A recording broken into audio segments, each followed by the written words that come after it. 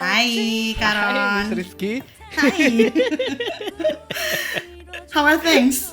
Good? Everything is good. Everything is about Yay. Idohyun nowadays. Kayak aku merasa orang ini kayak nggak pernah istirahat gitu. Main drama terus kayaknya muncul terus drama. Iya, dan selalu dramanya tuh lumayan Iya. kompleks dan Dia heavy ya. tuh selalu bisa milih milih project tuh yang bener-bener nggak tahu kayak pas aja gitu. Dia tuh Iya, selalu iya. bisa memainkan karakter dia di project apapun, mau jadi nerd, mau jadi penjahat, mau jadi orang patah hati, mau jadi anak umur 7 tahun juga dia bisa gitu. Bahkan jadi anak 7 tahun.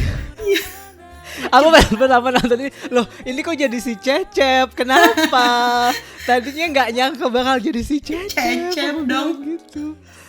Cecep dong emak. Iya kan. Oke, ngomong-ngomong emak ini kayak apa sih yang menurut Karon? Ibu yang seperti apa sih yang baik itu? What makes someone a good mother? Wow. Langsung heavy gak That sih? was a very serious question Yes. ever in this entire season. Iya bener. Answer it though. Answer it anyway. Ini mungkin kalau kalau idealnya ya, kalau misalkan aku memposisikan diri sebagai anak umur 7 tahun gitu, mungkin bisa dibilang kayak sosok yang bisa memberikan perhatian, terus nggak sering marah-marah, terus juga kayak kalau pengen apa dikasih kayak gitu-gitu. Terus kayak mungkin lebih ke yang gimana sih, anak kecil kan pikirannya lebih simple ya, Iya. lebih yang kayak nggak terlalu berpikir yang jauh-jauh gitu. Kalau sekarang mikirnya sih mungkin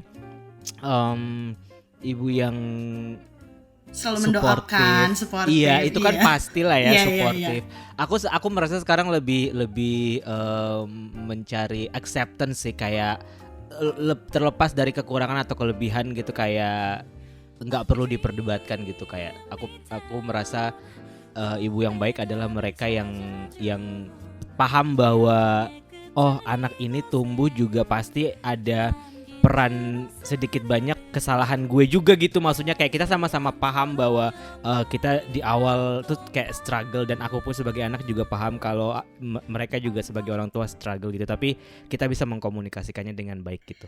Kayak agak serius Iya, gak sih iya, jawabnya? iya.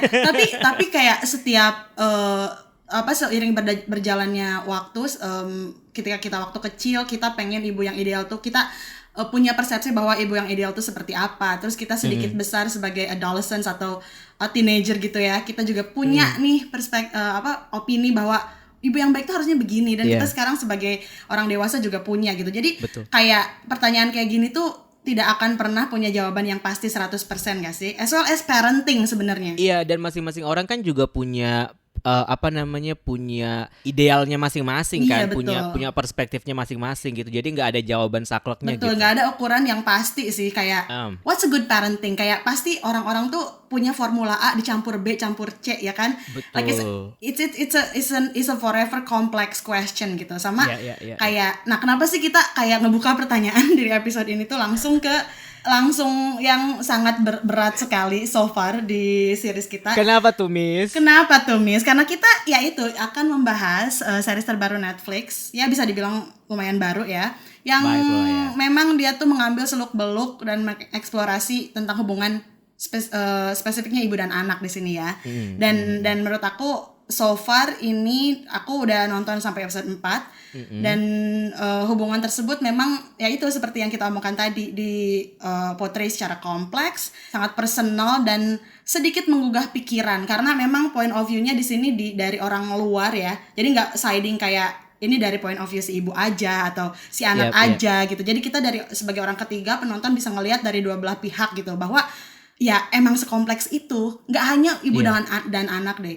Hubungan manusia dalam in general juga memang sangat kompleks ya, entah itu pertemanan, partner di pekerjaan segala macam. Nah ini secara spesifik ibu dan anak itu memang karena I'm sure there are so many people that can relate to this strange relationship karena pada awal kan didepiksikan bahwa Kang Ho dan ibunya tuh agak distant, agak jauh lah ya, secara emosi mereka kurang connect, jadi lebih ke ya kan usaha berat si ibunya tuh tidak terlihat setimpal sama cinta dan perhatian yang diberikan sama anaknya. And Dan pasti beberapa orang, bahkan aku tahu personally like around me the people that can relate to that gitu. Jadi memang merasa kurang perhatian dari orang tuanya atau merasa banyak tuntutan segala macam. Tapi kalau kita mungkin lihat dari perspektif orang tuanya juga ada alasan dan ada backstory-nya juga kenapa begitu Betul, gitu betul. kan.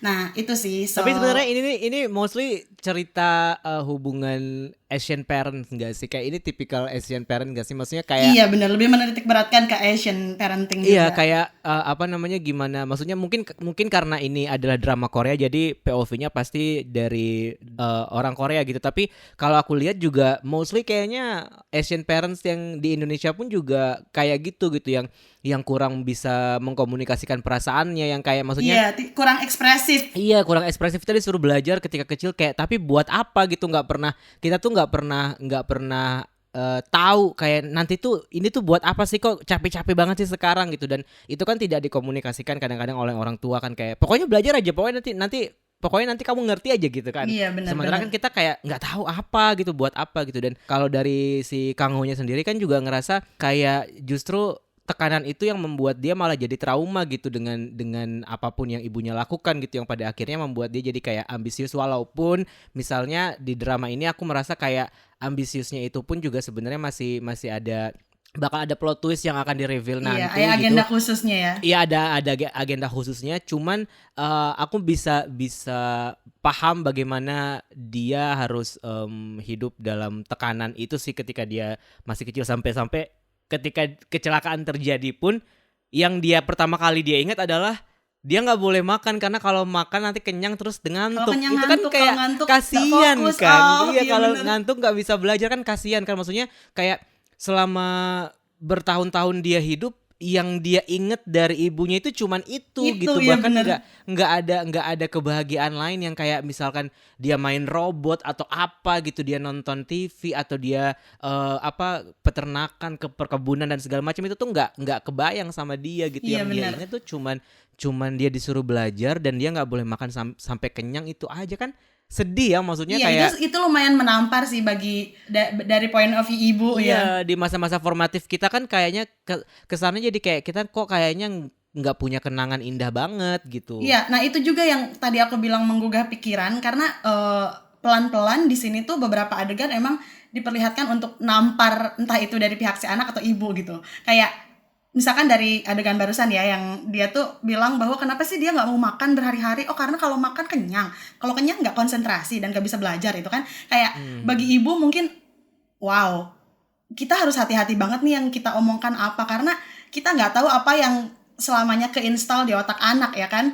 Dan ketika hal tersebut terjadi kayak tragedi kecelakaan atau apa, kita nggak tahu memori yang mana yang si anak simpan gitu loh. Jadi Iya, dan kalaupun nggak kecelakaan pun kan sebenarnya itu akan bisa tetap ke-trigger dengan yes, satu hal yang lain kan, nggak mesti kecelakaan besar. Maksudnya karena ini drama, jadi ya tentu saja expect akan terjadi kecelakaan dan betul, amnesia gitu. betul. Tapi kalau dalam kehidupan sehari-hari kan kayak eh, tubuh kita akan bereaksi dengan trauma itu gitu dengan Iya, kenangan-kenangan buruk itu gitu dan ya sama tidak menyenangkannya maksudnya drama ini kan menggambarkan worst case scenario-nya kan betul. tapi in the daily basis tuh kan kayak Itu juga terjadi gitu, betul.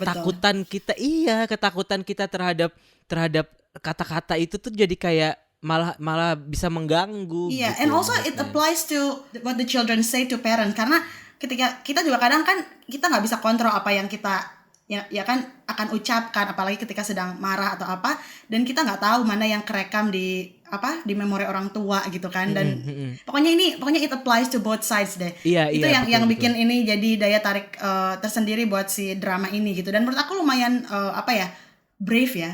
I think this series is quite brave in showing corrupted sides of each character di dalamnya. Jadi kayak ada kekurangan dan mereka nggak takut untuk memperlihatkan itu gitu bahwa misalkan di keluarga Kang Ho dan ibunya mereka seperti itu kan dan karena kan yang ibunya selalu perlihatkan itu adalah seorang jaksa yang sukses ya kan yang nggak pernah lupa pada ibunya walaupun orang lain sebenarnya bisa tahu gitu they can smell that Kang Ho is not really a good Iya, a good son gitu terus sebenarnya iya. iya terus anak ibunya si Samsik juga kayak mereka selalu menutupi gitu anaknya, dan ibunya si neneknya si twins juga, neneknya si Miju, Ibunya si Miju. Miju juga, iya, dia selalu kalau dapet telepon tuh, apa kamu mau transfer uang buat ibu, itu selalu ada kayak usaha orang tua yang ingin menutupi gitu, pengen nge-conceal semua yang sebenarnya terjadi, dan Iya. kita pada akhirnya dikasih tahu gitu yang sebenarnya tuh apa. Oh, yang ini anaknya pencuri, yang ini anaknya hamil di luar nikah, yang ini anaknya si Malin Kundang gitu kan. Jadi and they're not afraid to show that. Jadi gak hanya cuma memperlihatkan ibaratnya kebobrokan si antagonis, tapi para protagonis yang main di sininya pun mereka perlihatkan sisi ibaratnya yang kurang idealnya gitu dari kehidupan. Sebenarnya Gitu sih. kalau yang aku lihat nggak cuma drama ini aja yang dalam skala kecil menceritakan tentang kehidupan sebuah komunitas di sebuah perkampungan gitu, yang mana sebenarnya kan kalau dipikir-pikir sebanyak apa sih komunitas di perkampungan itu yang ada antagonisnya itu yang kayak ekstra banget kan jarang ya, maksudnya.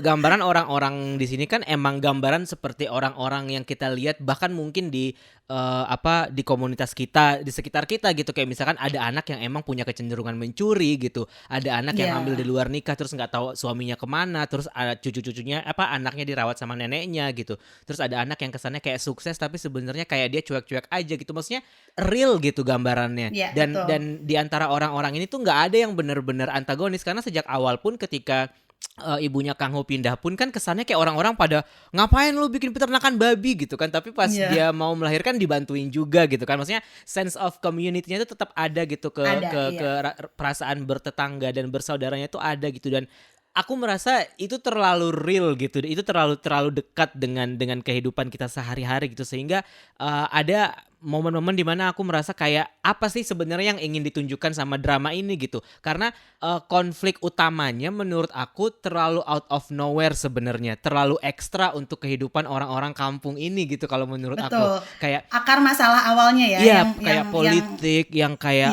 namanya kekuasaan dan segala macam itu, maksud terlalu kayak terlalu di luar dari kehidupan orang-orang ini gitu. Terlalu telenovela ya, terlalu untuk produksi drama. Betul. Karena kalau dilihat dari skop kehidupan orang-orang di kampung aja itu sebenarnya konfliknya itu sudah terlalu banyak gitu, sudah terlalu kompleks dengan masing-masing keluarga dan segala macam. Kalau misalkan mereka mau membuat itu jadi sebuah jalan cerita utamanya gitu. Tapi aku bisa melihat kenapa mereka tidak mau melakukan itu, karena belakangan ini aku merasa sudah terlalu banyak drama Korea yang di branding seperti itu. Aku pikir kayak Hometown Cha-Cha-Cha misalnya, even kayak Reply gitu kan, yang konfliknya sebenarnya nggak terlalu gimana-gimana, cuman ya antara dinamika orang-orang kampung ini aja gitu yang disajikan gitu. Nah, kemunculan orang-orang kaya dan politikus di sini, walaupun sampai episode 6 pun aku merasa kayak sebenarnya mereka nggak ada pun juga nggak apa-apa, karena konfliknya menurut aku bukan itu gitu. Tapi itu yang membuat aku merasa jadi di luar dari dinamika kehidupan dan konflik bertetangga ini, kayak aku merasa drama ini masih menyimpan sesuatu yang aku bisa tunggu-tunggu gitu.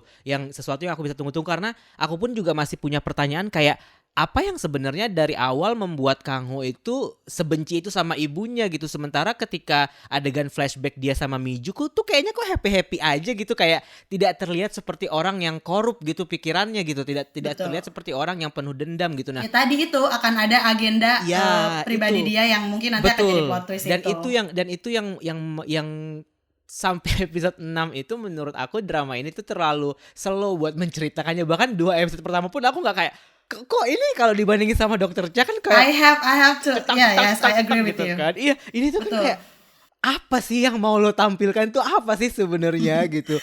Bener, sebenarnya nggak apa-apa sesuatu yang besar ini yang tentang The Goonies-nya itu tidak apa-apa ada dan menjadi bagian dari hidup mereka, tapi mungkin penyajiannya akan menurut aku akan lebih menarik kalau memang langsung aja bisa di-cut ke present day, bahwa si Kang Ho tuh udah menjadi seorang jaksa yang memang kerap, nanti pelan-pelan akan ada flashback yang secara smooth bisa menjelaskan Iya. kenapa sih mamahnya tuh sangat ambisius gitu dalam membesarkan anak. Iya. Kenapa sih mereka tuh berawal dari peternak babi yang sukses. Tadinya tuh bagaimana sih? Nah itu kalau pelan-pelan di reveal satu-satu, mungkin menurut aku jalan ceritanya akan lebih tidak terasa ngoyo gitu dan slow. Setuju banget aku sama Kak Ron, karena menurut aku episode 1, 2 itu bisa di cut, bisa lebih pendek dan lebih efektif jalan ceritanya, dan langsung aja ke masalah sekarang yang dimana nanti pelan-pelan kita akan mengerti gitu. Tidak usah, karena garis cerita yang seperti ini menurut aku udah jarang dipakai juga ya Kak. Dari A sampai Z itu tuh seperti nonton film Bollywood zaman bahula yang aku menurut aku permasalahan dari 4 episode pertama ini tuh cuman persoalan kayak editingnya aja, kayak agenda editingnya tuh kayak mereka tuh mau memfokuskan mau memfokuskan apa sih gitu kan, kadang-kadang terlalu linear aja menurut aku gitu, dan ya mungkin di bagian ketika hubungan Miju sama Kang Hoi dijelasin menurut aku itu oke gitu, tapi ada bagian-bagian yang lain yang kayaknya bisa deh ini diselipkan ke sebuah momen yang bener-bener kita ketika nonton tuh jadi kayak wow, tidak usah garis linear itu ya, bener. Jarang banget kan formula yang seperti ini dipakai lagi zaman sekarang, pasti karena pas kita nemu momen flashback pas dia sama Kang Ho sama Miju itu jadi kayak serasa fresh gak sih, serasa seger nih, ternyata mereka dulunya begini Iya, karena jujur itu yang aku tunggu-tunggu, kayak kenapa Miju di present day ini tuh nggak muncul. Kalau yang lain juga disajikan dengan cara yang sebaik itu, kayaknya akan beda gitu efeknya ke kita. Cara kita menikmatinya pun juga akan beda, karena kayak aku merasa kenapa Miju di present day ini tuh kayak sedikit sekali diceritainnya gitu, kayak di antara banyak sekali karakter yang mereka perkenalkan dari awal, tapi gitu si Mills-nya ini tuh kayaknya mendapatkan porsi yang sangat sedikit gitu di awal-awal gitu. Iya, betul. Ya, it's all about editing and placing tentang sequence-nya sih. Dan karena dengan garis cerita yang linear ini jadinya agak terasa lama banget episode 1, 2. Bener. Baru aku mulai mulai panas ini, mulai menurut aku dirasa menarik banget itu episode 3 karena itu dari kecelakaan sampai efek kecelakaan itu lumayan sangat, harusnya itu di episode 1 aja enggak sih gitu. Nah itu langsung misalkan kecelakaan aja langsung dia koma gitu, baru flashback koma. gitu kan. Betul. Nah termasuk si Kang Ho yang memang dia ambisius dan ya kan dia korup tuh bisa disajikan di flashback juga sebenarnya tuh bisa gitu. Itu ini sih creativity of the writer sih. Walaupun emang sekarang sudah mulai di di momen yang memang semuanya menurut aku serba menarik sih. Udah lumayan terlihat bahwa ini tuh ternyata punya back story gitu ya. Ini punya itu udah lumayan kerasa menariknya, apalagi episode 4. Aku sih masih hopeful ya, karena aku masih berharap gitu ini akan ceritanya akan membaik dan terus mungkin ini salah satu series yang memang curve-nya tuh lurus ke atas dan menanjak. Ya enggak sih? Amin. So at the end it will give us satisfaction. Yes. Ya aku juga merasa kayak gitu, soalnya kayak mereka selain membuka permasalahannya sedikit-sedikit juga kayak pelan-pelan sekali gitu mereka berjalannya gitu. Kayak aku juga masih penasaran kenapa si kepala Song ini kayak dia tahu si Kang Ho ini mau balas dendam, tapi dia memfasilitasi gitu, kenapa? Nah agak abrupt sih, aku juga kurang ngerti dinamika antara dia sama si calon presiden ya kan, si jaksa yang jadi presiden sama si pemilik perusahaan itu agak blurry dan juga eksekusinya kurang clean sih menurut aku. Jadi bener.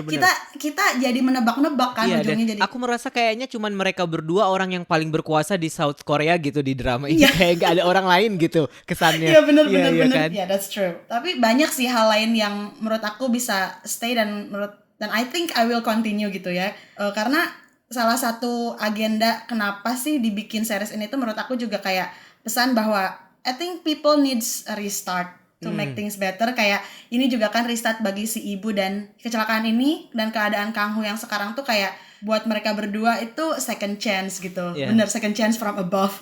Kalau kata mamanya. Karena bagi si ibu bisa kayak memperbaiki cara membesarkan anaknya lagi, walaupun pada prakteknya dia tetap overwhelmed ya. Dia Iya. tetap kayak kewalahan. Aduh, ini udah 35 tahun tapi kenapa masih kayak 7 tahun. Dan buat si Kang Ho mungkin nanti along with his memory to come back, dia akan ya kan dia bisa reevaluate lah, Iya. mengevaluasi kembali dia tuh manusia macam apa sih, Betul, dia tuh purpose hidupnya tuh apa sih gitu. Dengan dikasih tragedi ini tuh dia mau apa ke depannya gitu sih. It's a restart for everyone. Iya, aku merasa kecelakaan ini pun juga sebenarnya sebuah jalan supaya dia healing juga sih dengan trauma-trauma masa kecilnya gitu, dengan segala didikan ibunya yang sangat keras itu gitu. Karena kan sekarang dia sudah, maksudnya dia juga merasakan bagaimana kerasnya ibunya gitu ketika misalkan dia nggak boleh makan dan segala macam gitu kan pas di awal-awal gitu. Tapi ibunya pun sudah punya perspektif yang baru gitu tentang cara parenting dia, bahwa selama ini mungkin dia juga ada kesalahan di situ gitu. Iya. Dan dari aku merasa kayak iya bener seperti apa yang diceritakan di sini sih, kayak ya emang ini kesempatan kedua dari Tuhan bahwa cara healingnya si Kangho itu adalah dengan kecelakaan dulu gitu, terus dengan dia bisa merasakan jadi anak usia 7 tahun lagi, supaya dia bisa paham bahwa karena kan sekarang dia kan kondisinya lagi di memori 7 tahun, tapi sebenarnya memori masa kininya pun juga masih ada kan. Dan nanti ketika dia sudah benar-benar sadar itu, kayak dia bisa memproses semuanya, bahwa dia bisa mengerti kenapa ibunya dulu seperti itu, kenapa sekarang juga pendidikannya terasa berbeda, terus ambisi-ambisi yang selama ini dia pendam itu juga dia akan bisa lebih memaknainya dengan berbeda gitu. Walaupun kalau mengikuti kemarin kita sempat mau bikin kuis-kuisan di Instagram itu, aku masih belum bisa menebak sih, jujur kayak apa yang akan terjadi aku masih belum bisa tahu, karena Jadi sebenarnya plan quiz itu masih bisa dilaksanakan masih dong, bisa karena dilaksanakan bener. iya, masih banyak hal-hal yang belum Masih ke aku reveal nggak yang kita tahu tuh sama masih harus sekali si nebak-nebak. Kangho ini Iya, maunya bener. apa gitu, beneran nggak tahu sebenarnya. Kayak aku selama 6 episode ini cuma bisa menikmati bahwa Idohyun jadi Cecep, udah gitu aja. Kayak aku nggak tahu apa yang akan terjadi sama dia, aku nggak tahu apa yang akan bagaimana dia dan Miju akan balik lagi mengulang asmara mereka. Aku bahkan nggak bisa membayangkan itu gitu, but I Iya. still enjoyed it gitu. Sure. Iya, bener. Dan aku suka banget setiap ada adegan si kembar sama Kang Ho. Kamu ngerasa nggak sih sebenarnya si kembar itu adalah gambaran dari bagaimana orang tua masa kini mendidik mereka, dan Kang Ho itu adalah gambaran dari orang tua masa lalu mendidik si anak-anaknya gitu. Kayak aku merasa mereka pengen memberikan side to side comparison gitu loh di antara Kang Ho sama si kembar, karena kayak si kembar itu kan tipenya sangat-sangat apa yang dia denger dia katakan gitu, yang kayak semua pokoknya bocor aja di dia. Ekspresif dalam mengkomunikasikan Iya, apa yang mereka rasakan, betul. apa yang mereka pikirkan. Betul. That's actually a very interesting take on it. Iya, sementara Kang Ho kan pada masa lalu kan nggak pernah kayak gitu, dia diem aja, anak dia yang cuma anak belajar. yang Dia takut. iya aja, yang takut. Iya aja, betul. Iya. Iya, Makanya betul. ketika sekarang dia yang sudah dewasa tapi berjiwa anak kecil dibentrokan dengan anak seusia dia gitu, jadi kayak dia pun juga bisa menemukan perspektif yang berbeda dari pergaulan di masa kecilnya gitu, bahwa dulu dia tuh nggak pernah merasakan seperti itu, padahal anak-anak di sekitar situ kan seumuran dia juga, kayak Samsik, kayak Miju gitu, tapi dia sebagai anak di usia itu tidak bisa menikmati kehidupan pada masa itu juga gitu, tidak bisa menikmati dia sebagai anak-anak gitu, karena dia harus belajar dan segala macam. Sekarang kewajiban itu sudah nggak ada, dia dipertemukan dengan anak-anak yang bahkan nggak tahu jam 5 itu jam berapa gitu kan, jadi kayak lucu tapi mereka aja sangat gitu. tapi mereka sangat opinionated ya, mereka sangat punya banyak opini tentang apapun gitu. Iya, aku suka banget bagaimana itu keren banget sih. Castingnya oke, terus sutradaranya pun juga dalam mengarahkan mereka tuh oke, dan anak-anak ini tuh actingnya bagus banget. They can really act, gitu. they can really act. Oh my goodness. Bener. Jadi sebenarnya si Kang Ho pasca kecelakaan ini tuh selalu ada ya di diri Kang Ho, yang let's say dia nggak kecelakaan ya. That 7-year-old Kang Ho is always there. Iya. Dia selalu ada ketidakpuasan atau ketidakbahagiaan dia selama, ya kan, dendam ibaratnya, dendam pasti, terhadap cara pola asuh ibunya dulu yang gue makan aja nggak pernah kenyang gitu ya Iya, kan.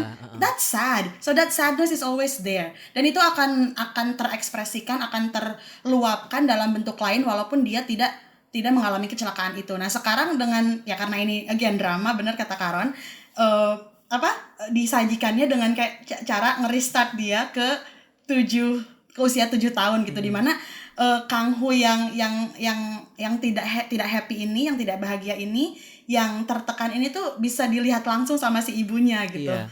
Yang sebenarnya it's always there. Betul. In Kang Ho into 35 years old gitu. Karena Jadi, Kang Ho tuh juga dari awal nggak pernah merasa nyaman terbuka sama ibunya, karena beda banget Iya. ketika dia lagi sama Miju kan, misalnya kayak dia selalu bisa mengungkapkan segalanya ke Miju gitu, sementara ke ibunya dia selalu merasa takut gitu, dan itu yang sebenarnya memang selalu merasa asing. ya itu yang emang jadi topik utama dari drama ini, karena kayak Iya. if you do something wrong with your parenting, it will stick to your child tuh until forever gitu, sampai lu bisa mengkomunikasikan itu gitu, sampai akhirnya lu Iya, betul. itu sadar bahwa ya pada akhirnya kan ibunya Kang Ho juga sadar bahwa selama ini buat apa sih gue menyuruh lo segala macam belajar kalau ujung-ujungnya tuh kayak gitu kan. Dia juga sempat ada momen yang itu kan, momen realization itu gitu. Dan maksudnya poinnya dari drama ini kan sebenarnya itu gitu, kayak mereka ingin menampilkan bahwa sekecil apapun perilaku kita terhadap anak ketika dia masih bocah itu akan nempel sama dia terus sampai dewasa gitu, dan itu kan akan selalu jadi luka. Dan kita nggak bisa mengkontrol mana yang akan last, mana yang akan sangat nempel di pikiran mereka. Betul. Sampai tua tuh kita nggak bisa milih, nggak bisa yang ini ya nak ya yang kamu harus instill sampai besar, tidak bisa gitu. Iya. Bener-bener. Makanya kayak waktu dia sadar terus tiba-tiba dia nggak mau makan, kayak gue tahu nih kenapa dia nggak mau makan, ya lu ya gitu sih. You do? Nyuruh makannya gitu kan, maksudnya kayak dia bahkan nggak bisa menikmati makanannya gitu, dia kayak dia tidak bisa menikmati apapun yang dia sukai kan, dia bilang gitu. Iya betul, walaupun ada sedikit komplain tentang pacing, plottingnya, I still have big hope on this drama, karena walaupun di sini kan masalah awalnya kan tentang keserakahan orang yang beruang ya kan, gimana mereka menggunakan powernya dengan semena-mena terhadap orang lemah, tapi yang membuat ini menarik adalah penonton tuh diajak kayak ngelihat efek samping yang besarnya dari perbuatan itu secara mendalam dan personal gitu terhadap si korban, bahwa tragedi itu pada masa lalu bisa membuat seorang ibu tuh menjadi sangat ambisius ya kan, dengan membesarkan anaknya in a wrong way ya, quote unquote. Terus dan itu membuat seorang anak juga ternyata bukan seseorang yang kan harapan si ibu tuh supaya anaknya belajar terus itu agar tidak bodoh, agar tidak bisa dibully dan dibodohi gitu oleh orang, dikelabui orang-orang yang high power gitu. Tapi malah turn out to be just like them gitu. Nah, efek samping ini yang sekarang lagi di highlight ini, itu emang jadi daya tarik tersendiri gitu. Iya, yang bisa ya orang-orang bisa lebih relate, bisa lebih personalize, dan iya sih emang hubungan ibu dan anak itu it will forever be complex. Walaupun bagi orang yang memang deket juga ke anaknya, pasti ada sesuatu yang ya nggak sih, pasti ada detail-detail yang sebenarnya secara ilmu atau parenting idealism tuh nggak masuk gitu, atau pasti ada gitu. So go writer name. Nah, aku masih menyimpan sedikit harapan bahwa sebenarnya kan kalau dari 2 episode pertama kan kesannya kayak Kang Ho emang jahat banget kan sebenarnya gitu, kayak dia sudah benar-benar keluar dari tujuan utamanya gitu, jadi pembela rakyat kecil gitu kan.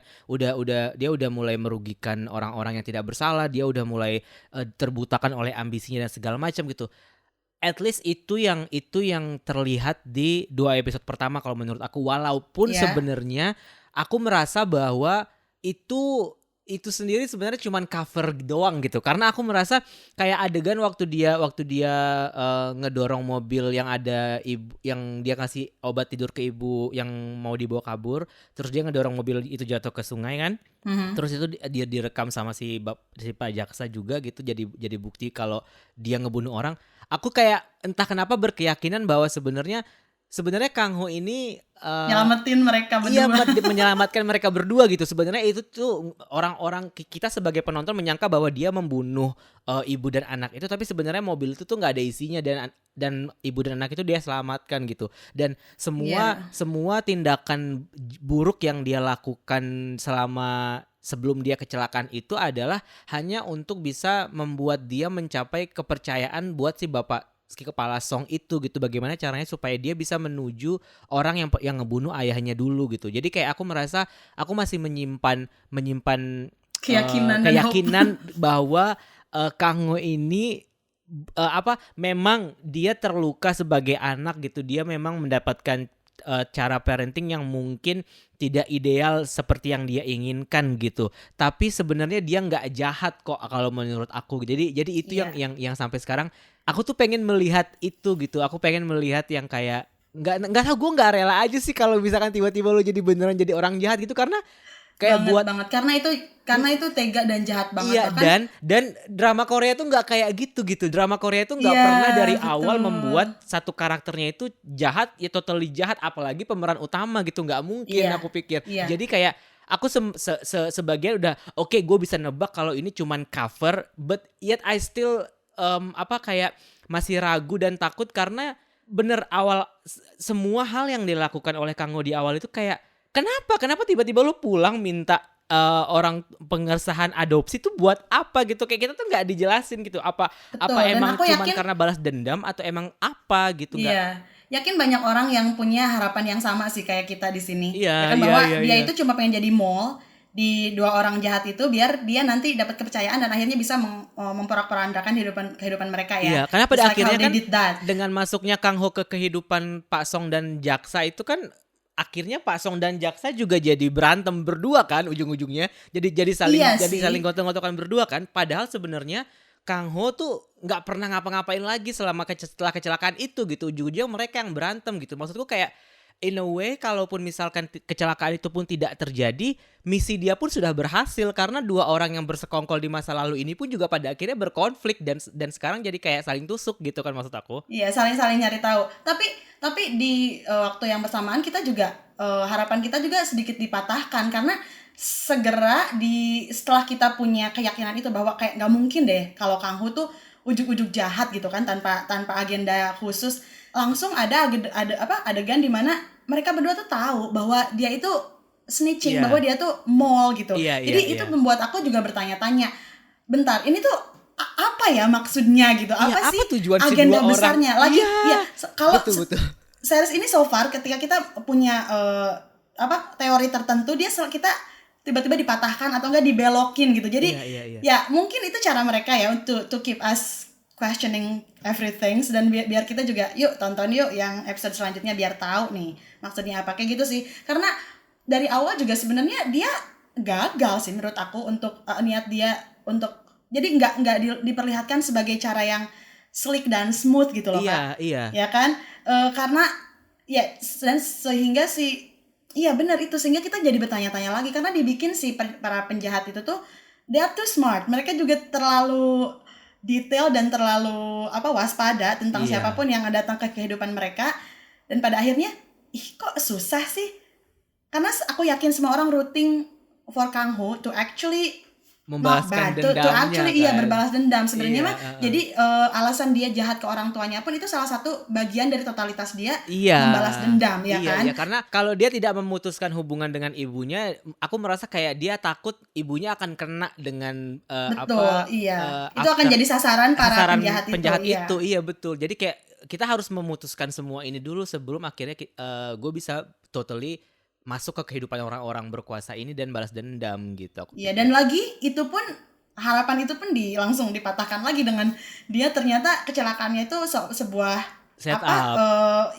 Sebuah foul play gitu. Iya, Jadi iya. ya gitulah. Jadi it's good though to keep us always alert. Iya, Jadi bener, kita tuh bener. kayak harus nonton dan we have to keep on watching. Walaupun pada akhirnya setelah perjalanan episode aku yakin orang nggak akan terlalu fokus sama apa yang terjadi dengan politik dan segala macamnya sih aku pikir, Iya, karena kehidupan kejaksaan dia. iya, kehidupan dia sebagai jaksa tuh kayak udah tertutupi dengan usaha dia untuk jadi anak berusia 7 tahun ini sih, menurut aku kayak udah terlalu menggemaskan gitu. Tapi kalau itu dibiarkan segitu aja, itu akan kentang sih. Itu Kentang, harus ada benar. kelanjutan dan Iya. penjelasan. Makanya diselip-selipin kan di episode selanjutnya pun juga diselipin Iya. kayak ada usaha pembunuhan dan segala macam gitu, supaya kita tetap bisa terhubung dengan si konflik utamanya, bahwa kita akan tetap kembali bahwa si Kang Ho ini adalah nggak cuma sebagai anak yang terluka karena ibunya, dia juga terluka karena orang-orang berkuasa itu gitu. Ya, Iya. Dan juga mungkin tujuan yang lainnya adalah nanti Kang Ho akan berhasil membalaskan dendam dia ketika dia menjadi jaksa yang baik, yang seharusnya gitu, sesuai harapan ibunya. Bahwa selama ini dia susah masuk ke kehidupan si Bapak Song atau si jaksa yang akan jadi presiden ini tuh karena ya cara dia juga memang salah. Mungkin ada pesan klise yang pengen tetap jadi garis besar cerita ini, bahwa ya lo nggak bisa menghancurkan sesuatu dengan kejahatan ya. Gitulah. So yeah, it's cliche, but kalau misalkan ini eksekusinya baik, again it will be amazing. Jadi si kembar anaknya Kang Ho bukan? Iya. I'm confirming it, yes. Iya sih, kayak aku merasa gini dan menariknya tuh gitu. Dia semua orang nggak tahu loh, kayak no one knows. Nggak ada yang tahu karena orang-orang di kampung itu kayak nggak ada yang tahu apapun gitu, kayak kalau menurut Karon, si Kang Ho yang usia 35 yang non 7-year-old Kang Ho tuh tahu nggak sih? Pasti kalau dia nggak kena kecelakaan, menurut Karon dia tahu nggak dia, kalaupun iya itu sekembar itu anak dia, do you think he knows that? Kayaknya sih enggak. Aku pikir, aku nggak tahu apakah kamu sudah sampai di episode itu atau enggak, tapi kan ada flashback, flashback yang waktu Miju pulang ke rumah mereka berdua, terus si Kang Ho udah beres-beres. I hope itu memang anak dia sih, tapi I hope so, yes. Dan secara karakter dia sangat beruntung ya, nggak semua orang loh dapat restart atau second chance kayak gini. Iya, banyak banget yang pada ibunya akhirnya sama dia tuh sangat beruntung, sumpah. Banyak banget yang pada akhirnya nggak cuman antara dia dan ibunya yang pada akhirnya harus ke restart kan, tapi semuanya di kehidupan dia, di komunitas di komunitas itu gitu. Betul. Bahkan hubungan dia dengan babi pun juga di restart gitu. Yes. And also can we talk about the coloring though? Of the whole series. Wah. Sedikit Wes Anderson, sedikit Ali Aster, tapi juga A24. Sedikit Barbie, so good. Bagus, dan itu nggak seperti seri-seri drama Korea yang pada umumnya gitu ya. Karena again aku selalu suka kalau approach mereka tuh memang benar-benar serius gitu, kayak movie like gitu.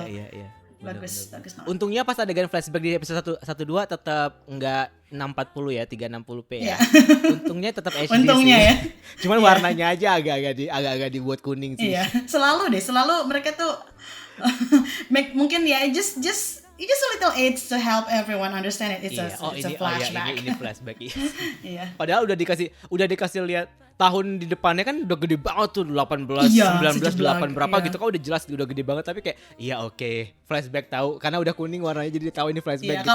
Kalau lo juga ke zaman itu dan ngerekam sesuatu, pasti kamera lo juga beda kan gitu kali. Bahkan sekarang kalau aku mimpi di masa lalu juga kayaknya mimpinya kuning deh. Lah.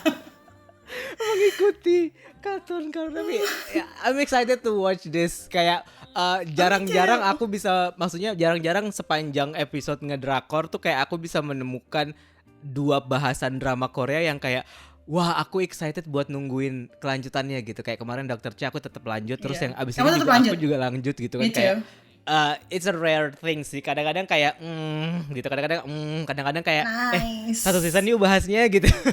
Karena udah kayak mending kayak gitu aja, jadi kita bisa berspekulasi lebih lanjut gitu. Kita bisa kayak berteori di episode ini dan kita bisa bahas lagi teorinya, oh ternyata salah di episode berikutnya gitu kan. Seringkali kan kayak gitu ujung-ujungnya. Cuman ini sebuah sebagai orang yang udah libur nonton drakor beberapa bulan jadi kayak oh aku menemukan joy itu lagi tuh kayak oh gue menemukan Yes, you are given another chance. Iya, Jadi iya, dari iya, start iya, dan iya, exactly. yeah right, it's a second chance from above. Alright.